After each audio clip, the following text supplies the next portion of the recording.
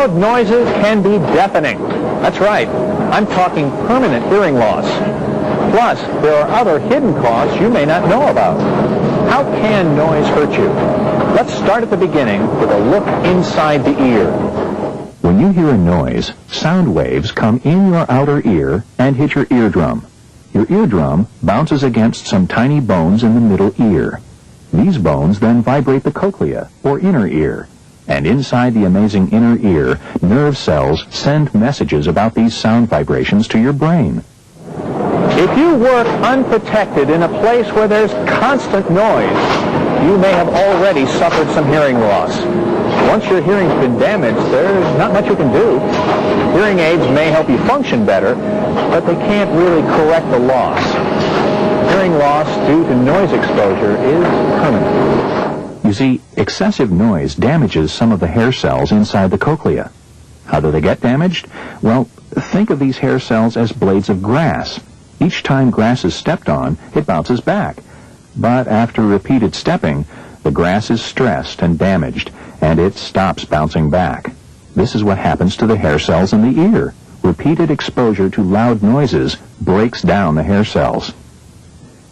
If this happens to you, voices may sound distorted and hard to understand, and you may have a hard time hearing high pitches. If your hearing was damaged, my voice might have just sounded like, if this happens to you, voices may sound distorted and hard to understand. Loud noise doesn't just affect your hearing. It can affect other parts of your body as well, without you even realizing it. For instance, if you work unprotected around loud noises, you may tense up or tighten the muscles in your neck and shoulders. Sudden, unexpected sounds may startle or distract you, creating a safety hazard. Your blood pressure may go up, and your productivity may go down. And you may be less able to hear warnings, such as audible alarms. Don't let these hidden side effects of noise catch you off guard. There are many ways you can be protected from all the effects of noise. The best way to reduce exposure to noise is by controlling it at its source. Engineering controls and regular maintenance can help stop noise where it starts. Proper use of personal hearing protection will also reduce your exposure to noise. Putting it on correctly every day is the single biggest step you can take to protect yourself from hearing loss. There are several types available: earplugs, canal caps, and ear muffs. But remember, they don't all provide the same level of protection. Even similar-looking earplugs can have different noise reduction ratings. Most personal hearing protection is labeled to tell you how much protection it provides. This label is the noise reduction rating, or NRR. The higher the NRR, the more protection. You should decide with the help of someone who's trained in fitting hearing protectors which size and type protector is best for your working environment. Always follow the manufacturer's instructions for proper insertion and use of earplugs. The best ear protection is protection that you use every day. Properly fitting ear protectors can be worn for long periods of time. If they're well designed, if they're well fitted, and if they're kept clean, ear protectors provide good protection against most industrial noise exposure. One popular myth about hearing protection is that it makes it hard to communicate on the work floor. This just isn't true.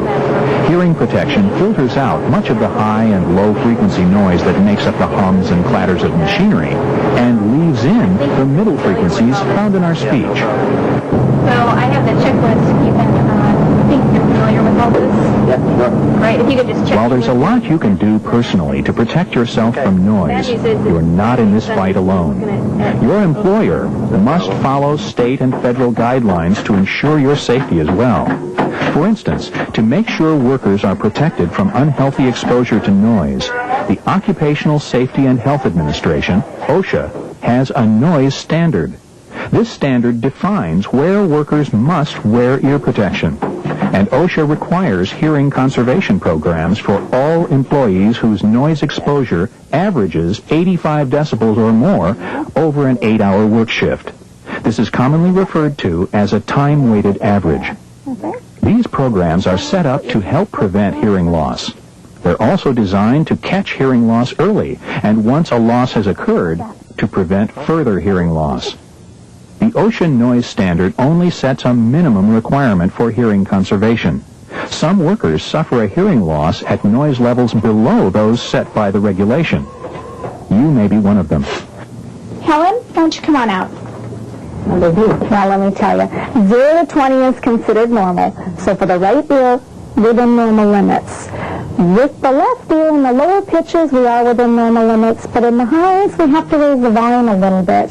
It's about a whisper level hearing loss, or mild. Now, compared back to the past, the right ear is very stable. It's very good. It's showing that it's stayed the same.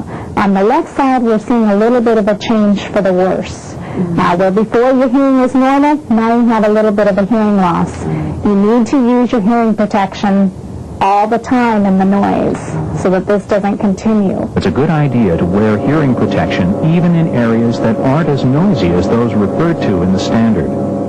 And don't forget to take care of your hearing off the job, too. You may suffer more noise exposure in your personal time than at work. Remember, your hearing protection should be comfortable. If you're concerned about the level of noise in your workplace or are having problems with your personal protective equipment, talk to your supervisor now while you can still hear their answer.